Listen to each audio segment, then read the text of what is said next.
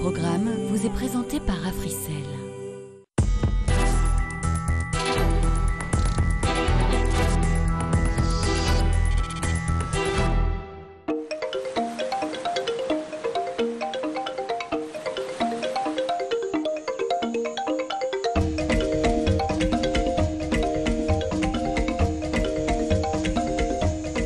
Le continent africain est connu pour sa faune et pour sa flore, mais ici en Gambie, il faut lever les yeux au ciel, regarder dans les arbres pour s'apercevoir que le pays est une volière géante à ciel ouvert. Plus de 500 espèces d'oiseaux, parfois des espèces très rares, y sont répertoriées. Et pour nous guider dans cette observation des oiseaux, rejoignons un professionnel, son nom Salomon Diallo. Il est ornithologue, guide professionnel très connu dans tout l'Ouest africain.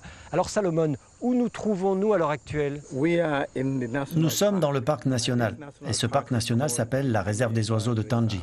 En bordure, il y a l'océan Atlantique. C'est par là que les oiseaux arrivent de différents continents. Et ils se reproduisent sur une île du secteur. C'est pour ça que cette réserve naturelle est très importante pour les Gambiens, mais aussi pour les touristes. Elle passerait presque inaperçue sur une carte d'Afrique, cette Gambie enclavée dans le Sénégal. Mais ce petit joyau d'Afrique de l'Ouest a su s'appuyer sur sa nature exceptionnelle pour développer l'écotourisme.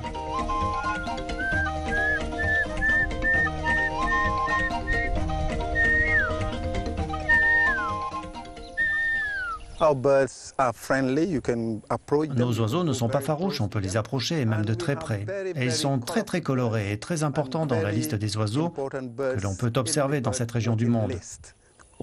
À certaines époques de l'année, la plupart des espèces que l'on peut voir en Afrique, on peut les voir en Gambie.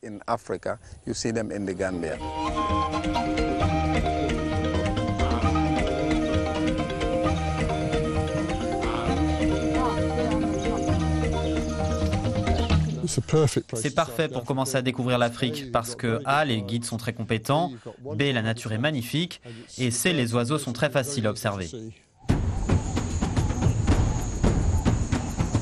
Changement de décor, nous sommes plus au sud, sur la rivière Mandina, pour aborder un lodge.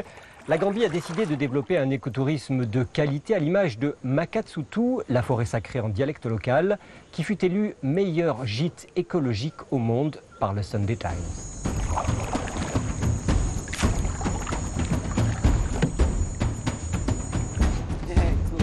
Ici, des écolodges de luxe ont été construits à fleur d'eau en bordure d'une mangrove luxuriante que les propriétaires souhaitent préserver au maximum. Pour limiter l'impact touristique, les installations ont une capacité d'accueil réduite. Des panneaux solaires couvrent les besoins en électricité et on veille à impliquer les populations pour développer l'économie locale.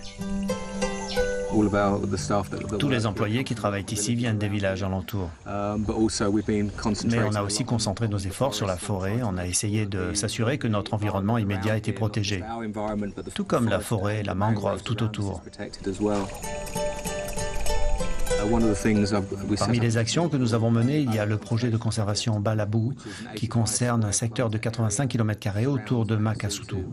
À l'intérieur, nous lançons un nouveau projet Mur Libre Accès qui mêle street art et communauté locale.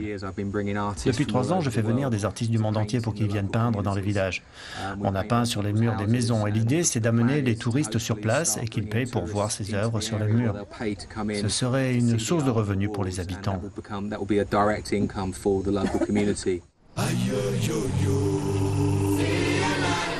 Niché dans la forêt africaine en bordure de kilomètres de plages désertes, un autre écolodge baptisé Sandele, c'est le nom d'une fondation à l'origine de projets internationaux au profit de populations locales, notamment en matière d'éducation. Certains sont organisés sur le site, d'autres dans les villages alentours.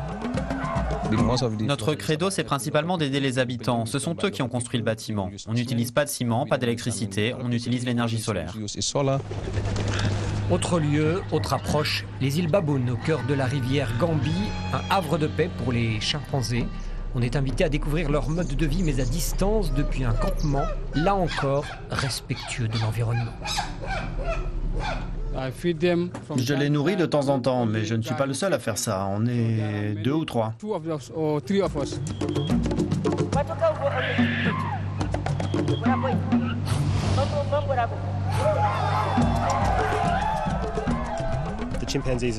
Les chimpanzés sont notre priorité, mais l'une des difficultés que nous avons, c'est le financement.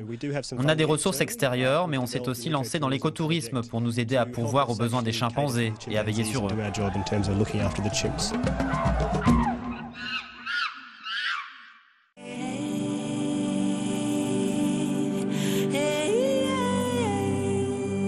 Ce programme vous a été présenté par Africell.